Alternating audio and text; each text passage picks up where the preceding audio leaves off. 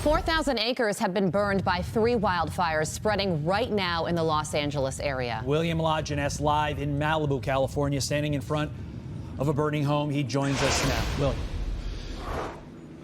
Hey, good morning, guys. Yeah, this is going to likely be the most destructive fire in state history based on what I've seen over the last 12 to 24 hours. I've been coming in north on PCH.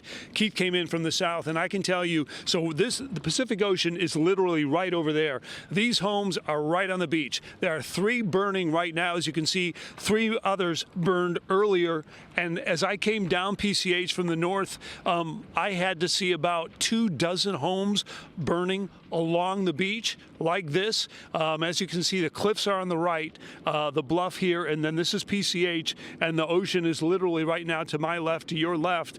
But I got to tell you, this fire is so big and moved so fast. There weren't enough firefighters to even begin to cover this thing moved so fast. It came right out of the Palisades, and it moved some to the south towards Santa Monica, a place called Chautauqua Canyon right now, Rustic Canyon. That's burning, according to the TV that I looked at earlier today. And then I came in from the north, and remember we started at Cross Creek in Malibu a month ago on that fire? This fire has virtually reached that area. We're talking about 5 to 10 miles in about less than 8 hours. And there are fires burning, and there are no fire crews anywhere to be seen because they are simply occupied somewhere else. The winds are dry, they're unpredictable, very strong. They recorded some 99-mile-an-hour winds up in the mountain passes. Down here at the beach, around 50 miles an hour, gusting at least. Earlier tonight, I know there were 30,000 had been evacuated just in the Palisades fire. 10,000 homes were threatened. I can easily tell you that's going to be double by the time we get an update, probably this morning around 6 or 7 a.m. local. But you know, when we had this fire in the Palisades, you guys, people are used to seeing wildfires in Santa Barbara, Malibu, where houses are maybe 1 per acre, 1 every 2 acres or so. The Palisades is very, very dense. And when the fire started ripping through there, Palisades High School, up in that area. It's a very dense neighborhood. The topography is still, there's bluffs, there's ridges, there's hillsides there. And of course, as you guys know, fire moves very quickly uphill like that. And the winds are just, are unpredictable, but they're so strong, the firefighters really have very little hope of saving some of these homes because it's just moving so fast. They brought in at one point in time out of Palisades, which again, very dense, very populated area. People were trying to evacuate, and the flames started coming down. They were forced to leave their cars. You probably heard about this. And policemen came up to them, and witnesses said, "Get out of your car and run if you want to live." And at this point in time, bulldozers had to come in and literally push those cars aside to make room for the fire trucks.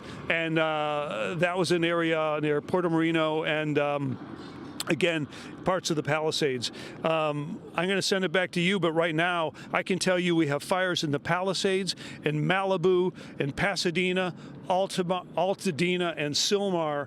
And this one in Malibu, they hadn't, when I went to bed last night, it hadn't even moved into this area.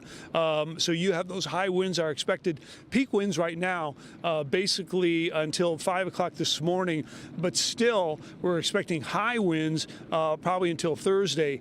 And the way this thing is moving, there's just going to be more homes destroyed. Yeah, William, I mean, yeah, absolutely. 0% containment, and we're hearing 5 football fields every single minute. That's how quickly this fire is moving. I mean, William, you've covered it all. And California is used to wildfires, but this feels like on an entirely other level. What separates this fire from things you've seen in the past?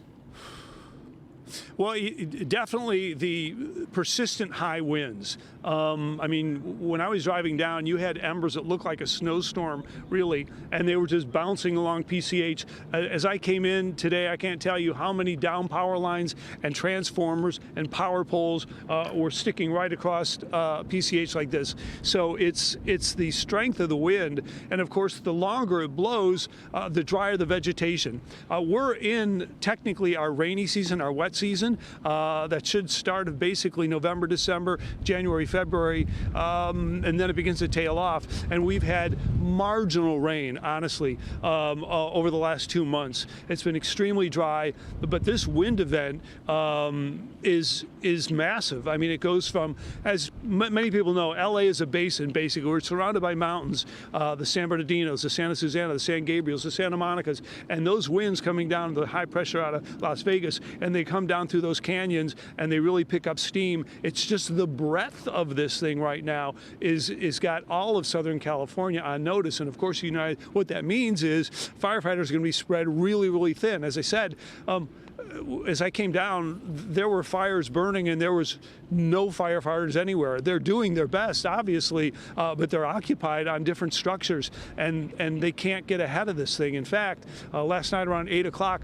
they had to ground the helicopters and even the fixed wing because the winds were so strong. Earlier on the Palisades fire, when it broke out, they had 2 Chinook helicopters, the twin rotors, and they stopped dropping because the winds were so strong that by the time the retardant or the water was to hit the ground, it had gone about a football field, and so they couldn't target the water, the retardant, on the flames. So one of the firefighters at a presser said, "What's the point of driving around and dropping retardant when you can't hit your target?" So those are some of the problems and the challenges that they're having. William, I want to focus on the density aspect of this. And I want to focus on conversations you had with your colleague who drove up from the south, because that's where my attention goes for Wednesday. And here's the reason. Yes, the Palisades is an extremely dense area.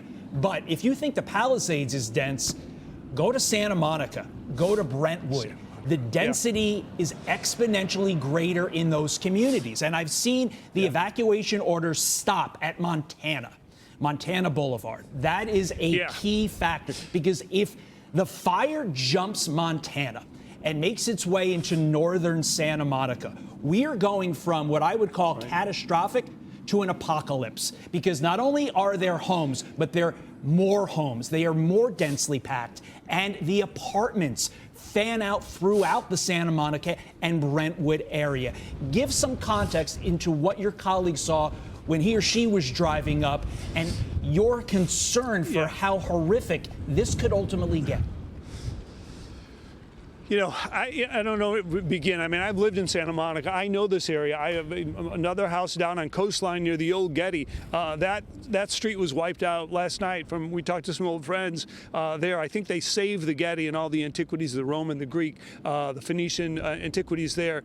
They would try to save that, the old Getty, like they would the Reagan Library, right? But that area of Coastline, the Reel Inn, Topanga Canyon, this fire just continued to jump. Now, we thought it was going to simply move basically north and west, right? But in fact, it moved south into Rustic Canyon, into Santa Monica. And as I know you're trying to relate to people, we're just talking about super, super tight neighborhoods. Santa Monica, between the high rises and the homes there along Montana, San Vicente, the fire I know is up to San Vicente right now. And if it does get into there, I can't even begin to tell you it was going to sweep through these neighborhoods, and it's going to go house to house, because there's an area where, you know, you can hear the person's toilet flush next door. They're that close. Unlike Malibu, where I'm at now, there's some distance between it. But if those fires get into those neighborhoods, there's no telling how many structures could be lost. And I'm sure by now they've got evacuation orders probably all the way down, as you said, to Montana,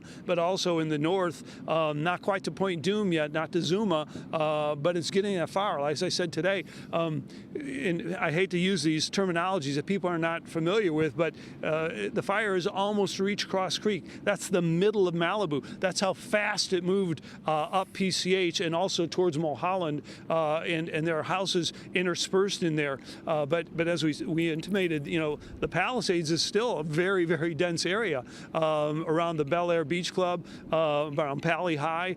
It got into town. I know my dentist's office was hit as well, right in the center of town in Pali there. So this is a major fire, and they haven't even begun. It is 0% contained. It's burning out of control. So we're supposed to have these high winds at least till 5 a.m. this morning, but through the day tomorrow and even into Thursday, excessive winds over 25 miles an hour. But we're having gusts, as I said here, 40 to 50. So they've got a huge road ahead. William La Jeunesse, please stay safe. I know you're trained for this. They do special fire training for reporters and anchors out in California, but this is something different. Please, colleague and friend, stay safe. I'm Steve Doocy. I'm Brian Kilmeade. And I'm Ainsley Earhart. And click here to subscribe to the Fox News YouTube page to catch our hottest interviews and most compelling analysis.